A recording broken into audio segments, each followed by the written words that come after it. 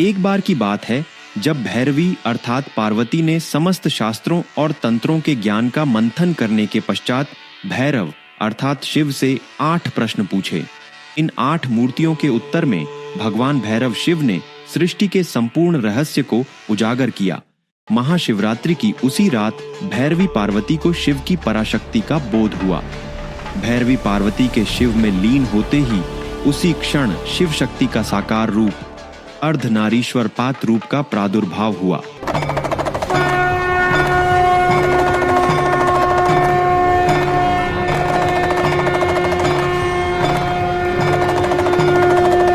कई वर्षों से लगातार महाशिवरात्रि की रात को जागरण कर विज्ञान भैरव तंत्र की विधि का पालन करता आ रहा हूं मैं, जिससे मेरी आध्यात्मिक ऊर्जा एवं चेतना बहुत तीव्रता से जागृत हुई है और जीवन में सांसारिक व आध्यात्मिक ऐसे अनुभव मुझे हुए हैं जो सामान्य सांसारिक मनुष्यों को अवास्तविक प्रतीत हो सकते हैं। यह तंत्र अघोरियों का वह गूढ़ रहस्य है जिसका उपयोग वे शिव तत्व को प्राप्त करने के लिए करते हैं। इसी तंत्र का प्रयोग भगवान विष्णु नारायण ने भी किया था। उन्होंने शिव तत्व की प्राप्ति के लिए काशी नगरी में शिव की तपस्या की, जिससे महाकाल महादेव शिव शंकर भैरव ने उन्हें दर्शन देकर यही शिव ज्ञान उनको प्रदान करते हुए शिव तत्व की प्राप्ति कराई। देवी पार्वती ने भी शिव की तपस्या करते हुए इसी भैरव के विज्ञान का तांत्रिक प्रयोग किया था। यह सब गुप्त ज्ञान है जिसे सामान्य जन से दूर रखा गया है या ससामान्य जन स्वयं ही इससे दूर हो गए। किंतु महाशिवरात्रि का यही गुप्त शिव ज्ञान मैं आपको ज्ञान यज्ञ के माध्यम से अभिव्यक्त कर रहा हूं। अतः इसे ध्यान से सुनिएगा और वीडियो को अंत तक अवश्य देखिएगा, जिससे आपको यह ज्ञान पूर्णतः समझ आ सके। महाशिवरात्रि के दिन ऐसा क्या चमत्कार होता है और क्यों महाशिवरात्रि का व्रत सबको करना चाहिए?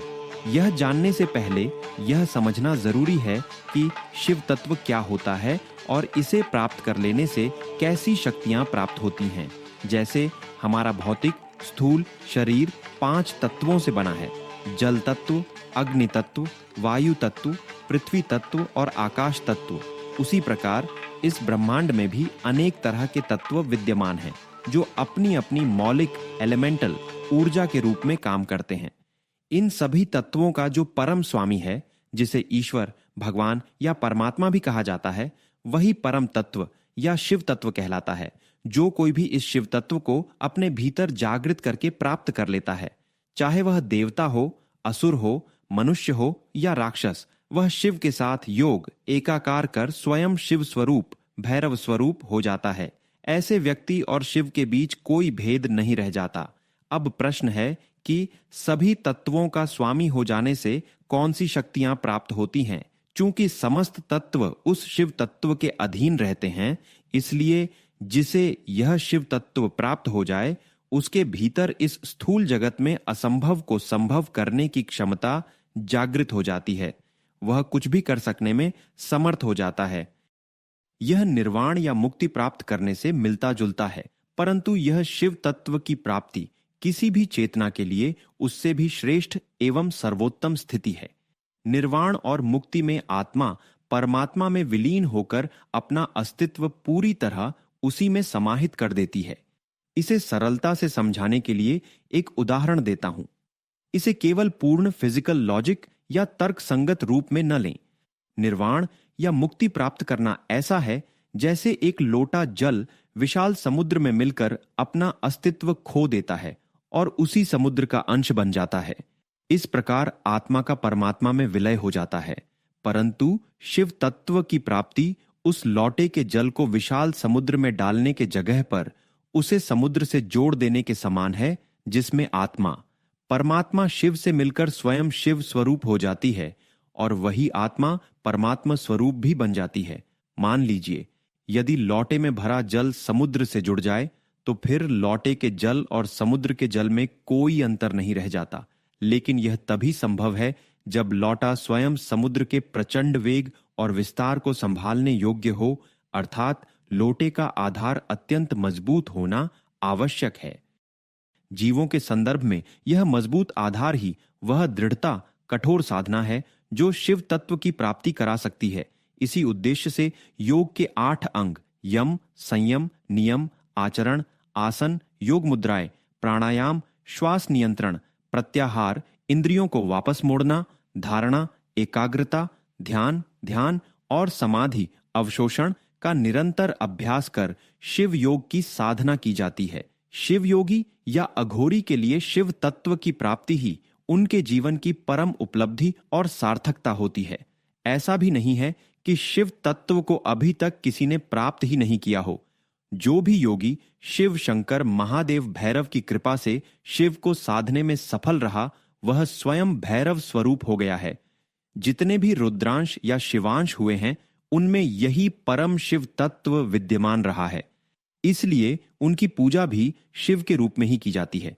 जैसे वीरभद्र, 11 रुद्र, पिपलाद, महर्षि दुर्वासा, नंदी, 64 भैरव आदि। यही कारण है कि 64 योगिनियों के साथ 64 भैरव भी माने गए हैं। 64 योगिनियां जो सदाशिव की पराशक्ति का रूप है, हर एक योगिनी के साथ एक भैरव होते हैं। ये सभी शिव तत्व या भैरव तत्व को प्राप्त भैरव हैं। अतः उनमें और शिव में कोई भेद नहीं माना जाता।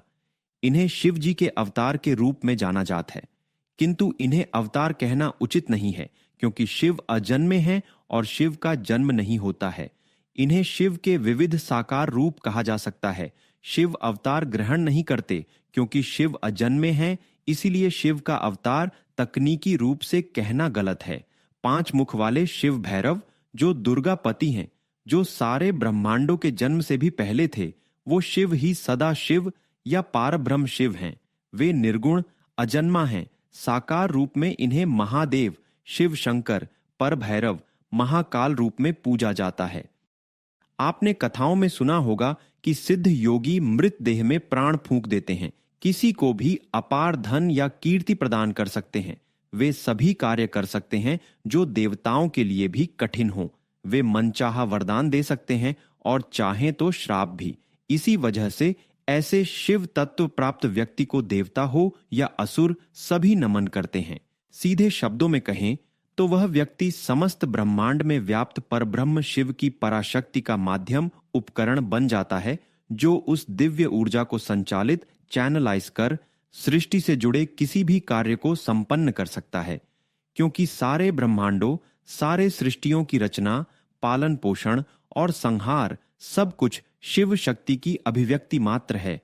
यही पराशक्ति महाशिवरात्रि के दिन पृथ्वी सहित समस्त लोकों पर किसी भी अन्य रात्रि की अपेक्षा कई अधिक प्रकट होती है और पृथ्वी पर बरसती है।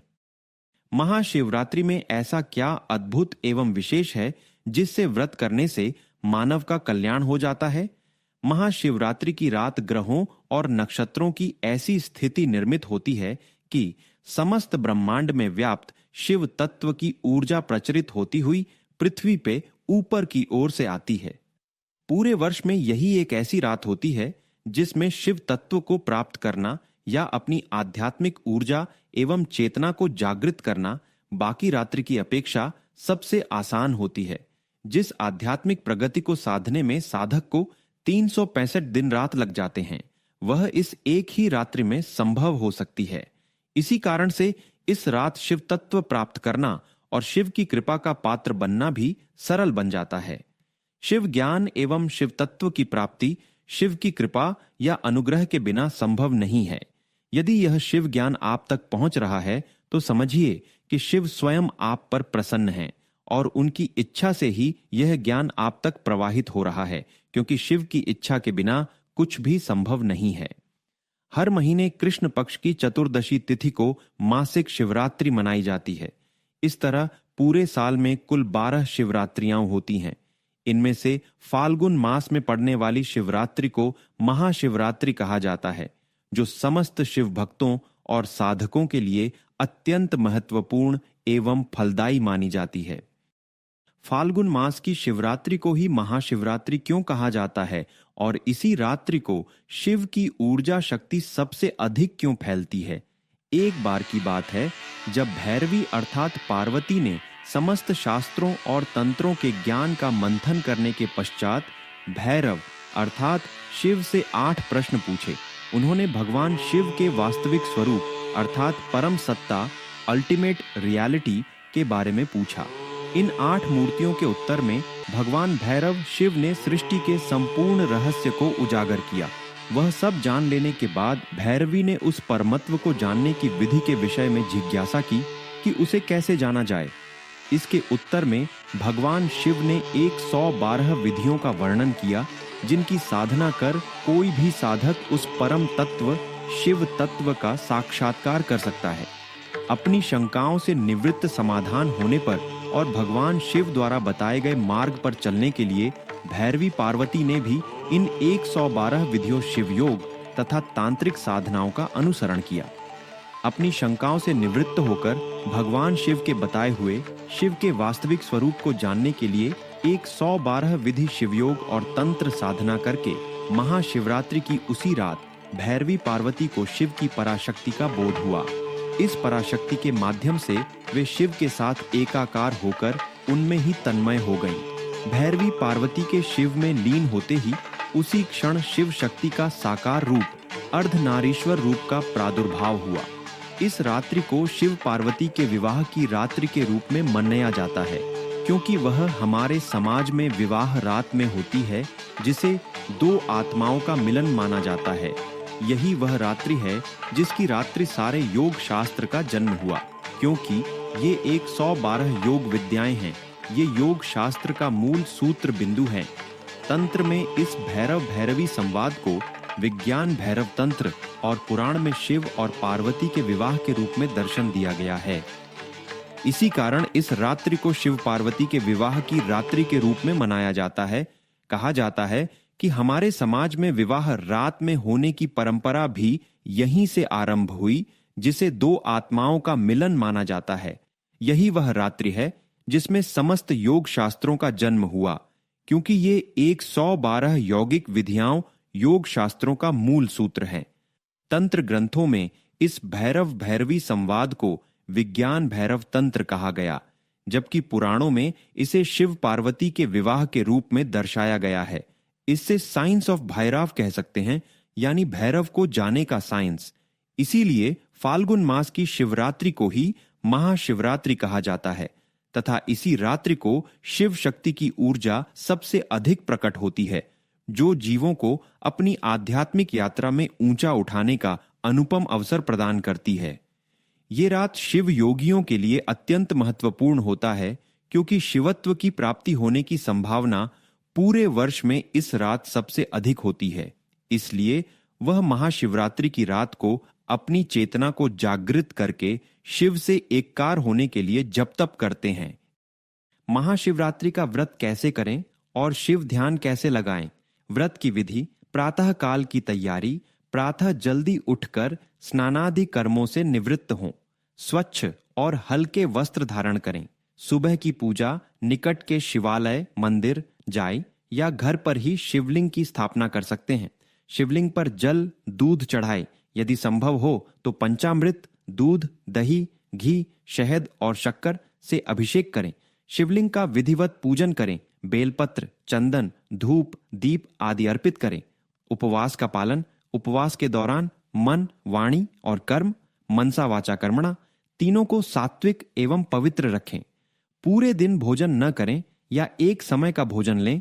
यह आपकी सामर्थ्य और स्वास्थ्य पर निर्भर करता है।